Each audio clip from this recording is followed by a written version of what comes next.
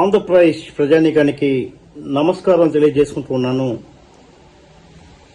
అంబటి రాంబాబు గారు ముఖ్యమంత్రి వర్యులు చంద్రబాబు నాయుడు గారి మీద తీవ్ర వ్యక్తిగత దూషణను నేను తీవ్రంగా ఖండిస్తూ ఉన్నాను. అంబటి రాంబాబు గారు ముఖ్యమంత్రి వర్యులు నారా చంద్రబాబు నాయుడు గారి మీద చేసినటువంటి తీవ్ర దూషణ వెనుక కుట్ర దాగి ఉంది. సూత్రధారులు పాత్రధారులు కూడా వెనక ఉన్నారు. అంబటి రాంబాబు గారు రెచ్చిపోయే విధానంగా వ్యక్తిగతంగా చంద్రబాబు నాయుడు గారి మీద దూషణ చేయటం వెనుక ఒక భయంకరమైనటువంటి కుట్ర దాగి ఉందని చెప్పడంలో సందేహం లేదు.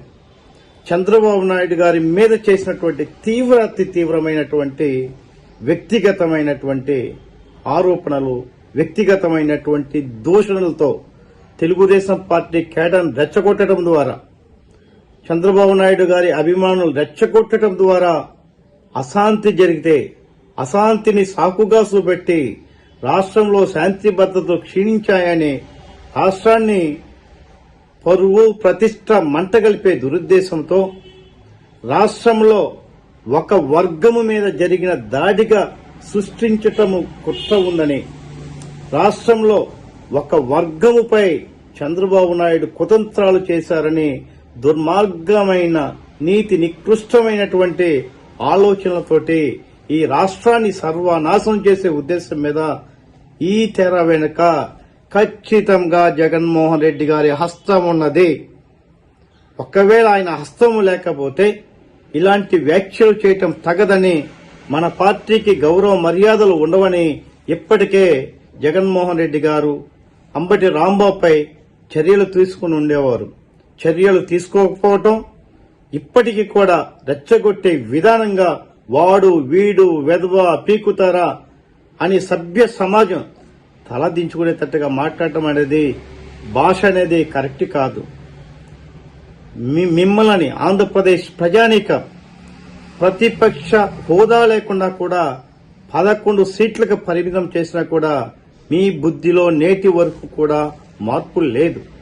ప్రజాస్వామ్యంలో ప్రజాస్వామ్యబద్దమైనటువంటి ప్రజల చేత ఎన్నుకోబడినటువంటి వ్యక్తికి మీరు ఇచ్చే విలువ ఇదేనా? మీరిచ్చే గౌరవం ఇదేనా? మీరు ప్రజా సమస్యలపై పోరాటం చేయండి.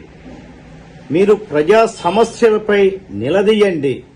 అధికార పార్టీ తప్పు చేస్తే గౌరవప్రదమైనటువంటి భాషతో ఎండగట్టండి, తప్పు లేదు. మీ పార్టీలో ఇప్పటికీ కూడా ఎన్నిక కాబడిన ప్రజాప్రతినిధులను వ్యక్తిగతంగా దూషించటం అంటే వారికి ఓట్లేసినటువంటి ప్రజలను దూషించినట్టుగానే భావించవలసి వస్తుంది.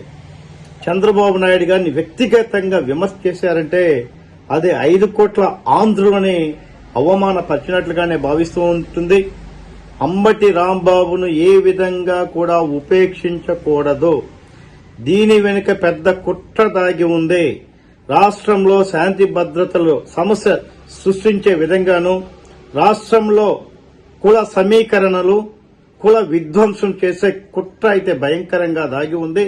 తద్వారా రాష్ట్రంలో వివాదాలు చేయటం, గొడవలు చేయటం, అల్లర్లు చేయటం, ఆ విధంగా రాష్ట్రాన్ని ఒక సమస్యల వలయంగా తీసుకునేది, రాష్ట్రాన్ని చంద్రబాబు ఖ్యాతిని, రాష్ట్ర అభివృద్ధి చెందుతున్న ఖ్యాతిని, తద్వారా యువనేత లోకేష్ గారిని రాజకీయంగా దెబ్బ కొట్టే కుతంత్రం మీద వ్యక్తిగతమైనటువంటి దూషణ చేయటం వెనుక సూత్రధారులు ఉన్నారు.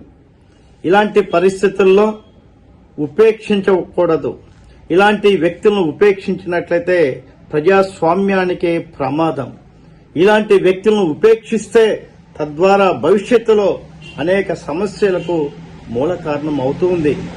ఏది ఏమైనా ఈరోజు అంబటి రాంబాబు గారు చేసినటువంటి తీవ్ర వ్యాఖ్యలను తీవ్రంగా ఖండిస్తూ ఉన్నాను. చట్టం పని చట్టం చేసుకుని వెళ్తూ ఉంది. చట్టం చూస్తూ ఉండదు. చట్టం ఎవరికి ముద్దు కాదు.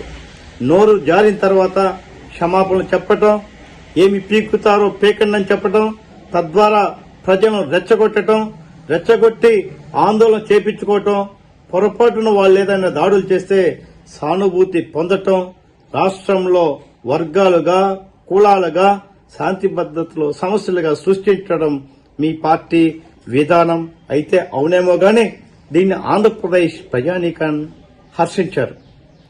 రాష్ట్రం ఇప్పుడిప్పుడే కుదుటపడుతూ ఉంది. రాష్ట్రం ఇప్పుడిప్పుడే అభివృద్ధి చెందుతుంది.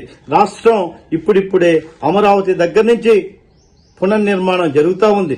ఈరోజు బడ్జెట్ పెట్టుకొని, కేంద్ర బడ్జెట్ పెట్టుకొని మన రాష్ట్రానికి ఏమి వస్తుందో తెలుసుకోకుండా, కేంద్ర బడ్జెట్ పై విశ్లేషణ లేకుండా ప్రజలను తప్పుదారు పెట్టే క్రమం అనేది చాలా బాధాకరం.